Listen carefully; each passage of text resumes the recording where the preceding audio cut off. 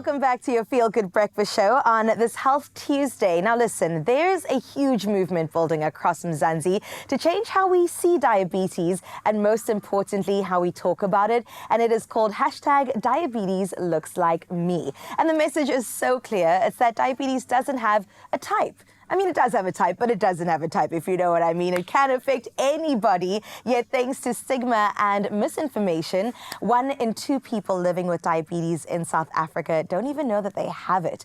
And to unpack the facts and also fight the stereotypes, we're joined by our incredible people on our couch today. Bridget McNulty, co-founder of Sweet Life, South Africa's largest online diabetes community, who's lived with type 1 for 17 years and is also leading the #DiabetesLooksLikeMe movement. And alongside her, we have our prof in the building, Joel Dave, head of endocrinology at Groote Hospital as well as UCT. Welcome. Thank you so much for being here today. Thank you for having us. I love that I say it doesn't have a type, but there is a type because there's type 1 and type 2 that we know about. Bridget, maybe I could start with you and talk a little bit about your journey. I mean, 17 years living with type 1 diabetes. I'm really curious about what's a reality that people don't actually see at the end of the day?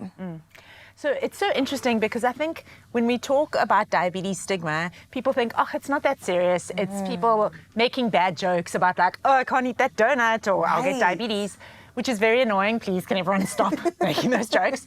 But that's not actually what's at the heart of this. At the heart of this is the fact that we have a huge diabetes stigma problem in South Africa, and we actually have an image problem with diabetes in South Africa.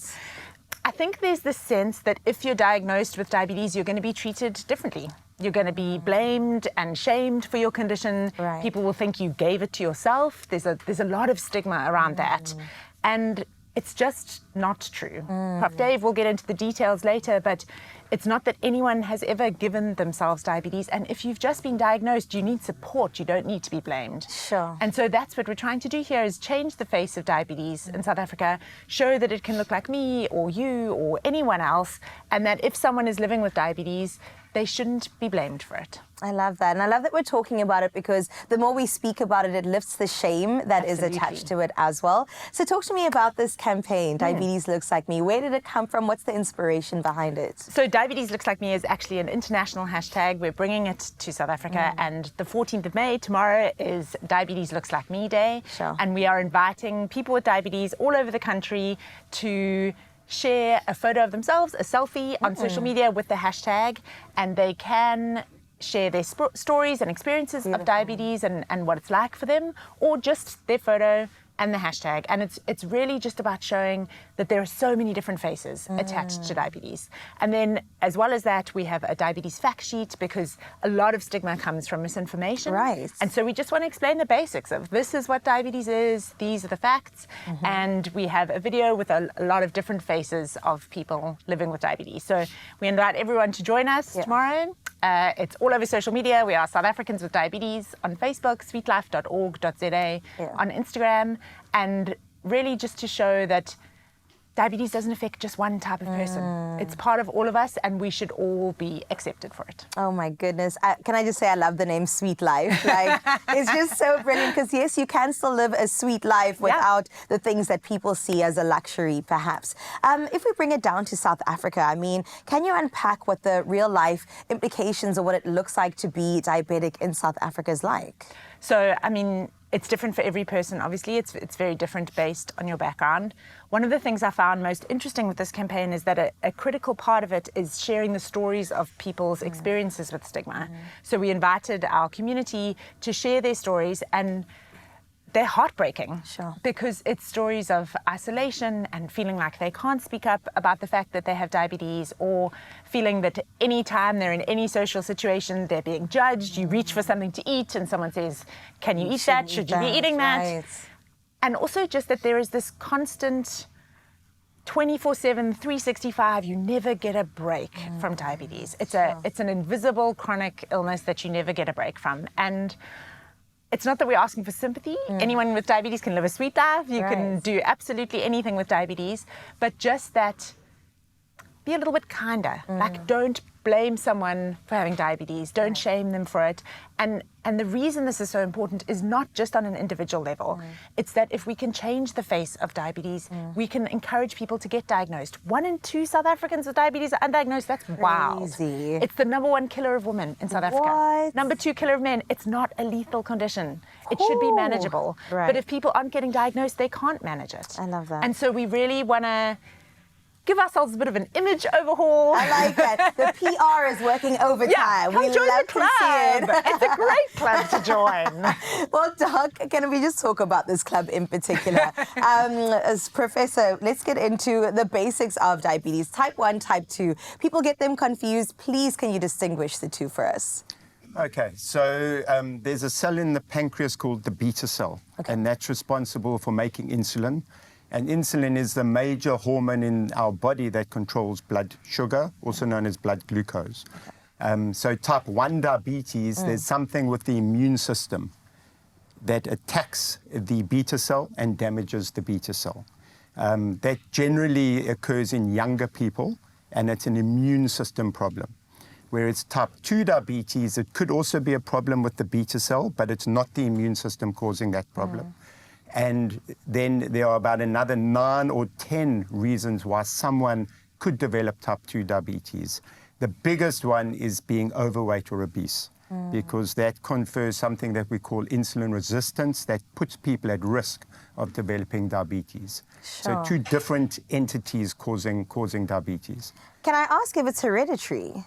Yes, there's multiple genetic reasons why someone with diabetes, or someone could develop diabetes.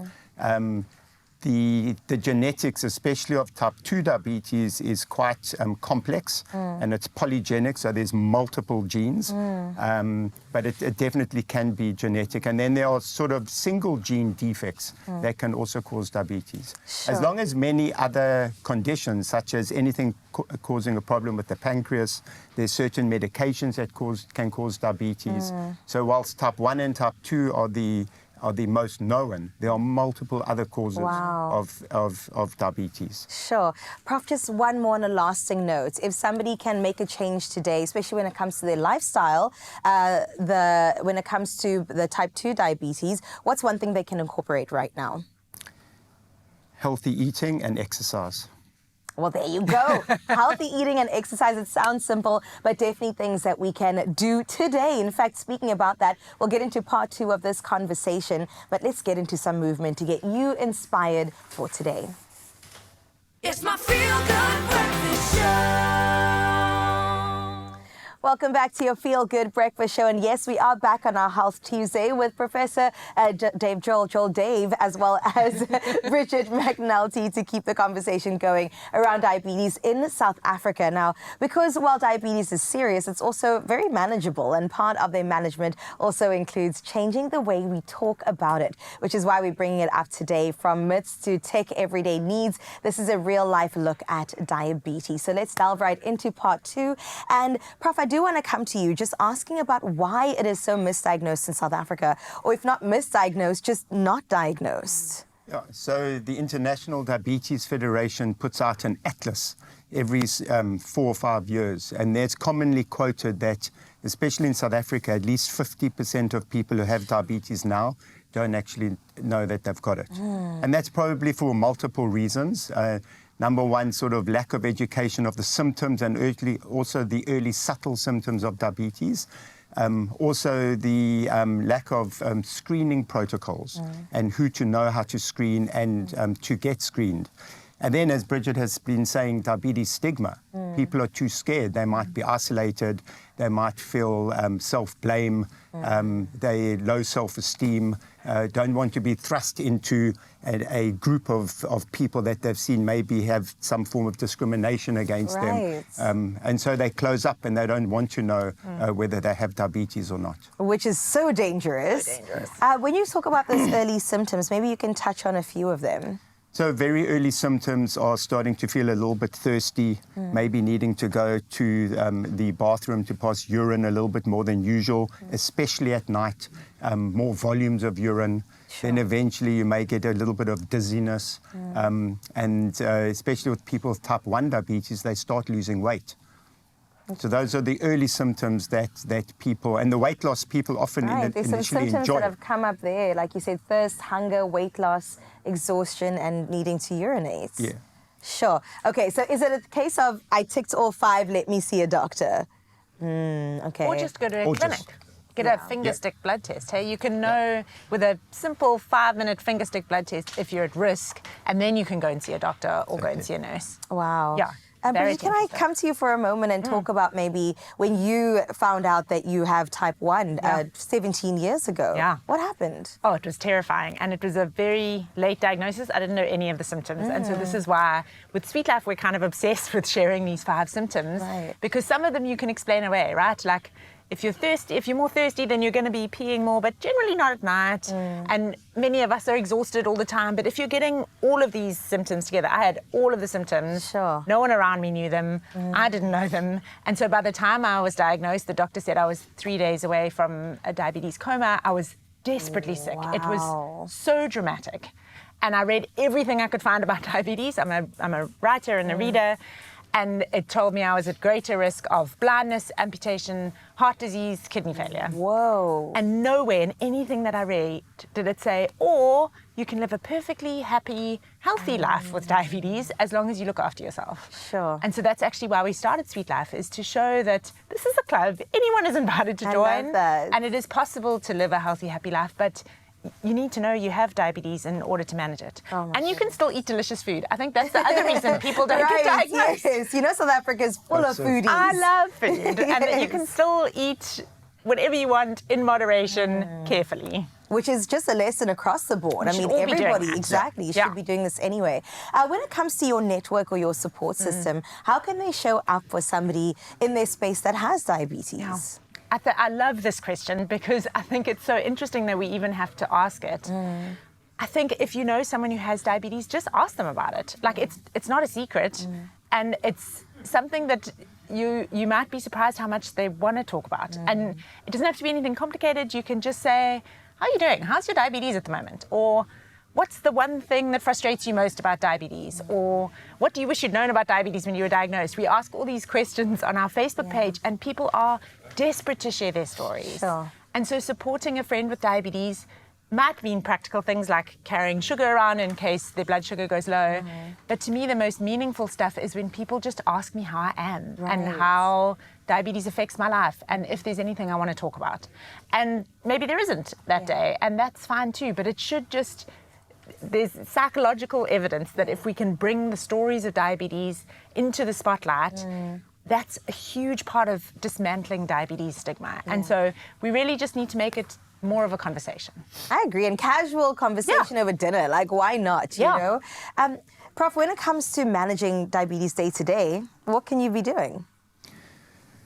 Sure. So there's quite a wide spectrum Okay. because there's type 1 diabetes and type 2 diabetes. There are people with type 2 diabetes who are on oral medication. So they would just very important to adhere to your medication, to watch what you eat, to try and exercise.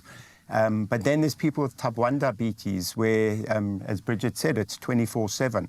You know, you're having to monitor your blood sugar, you're having to give yourself insulin, you're having to continuously adjust your insulin.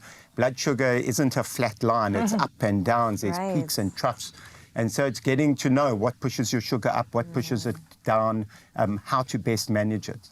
So it unfortunately is a 24/7, but I think the important thing that's coming out, and that Bridget was saying, is that you can live a long, healthy, Right. productive life with diabetes. Every single one of the complications of diabetes is completely preventable. Sure. And I just, the other day, I tried to look up the oldest person living with type 1 diabetes. And it's actually an ex-South African living in the USA. Come on. Amazing. She's 92. Ooh, I love She's to had hear diabetes this. since she was 11 years old. So she's been living with Wow. for 81 years.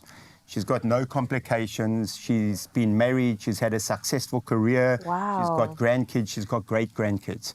So it's just proof Incredible. that you can live a healthy and productive life with diabetes. And I feel like somebody needed to hear that today. So thank you so much for that, Prof. You're 81 years is absolutely insane. So if you are somebody in the community that has diabetes, tomorrow is your day to shine and also shed some light on your story. Remember to use that hashtag diabetes looks like me. It's on the screen right now, so you can have a look at that and make sure that you add to the conversation by sharing your pictures and also sharing your story. Bridget, Prof, thank you so much for being here. We look Thanks for forward having to us. seeing all of those images tomorrow. But for now, though, speaking about images and looking good, Ryle, our Kindle, we have to find out which option we went for.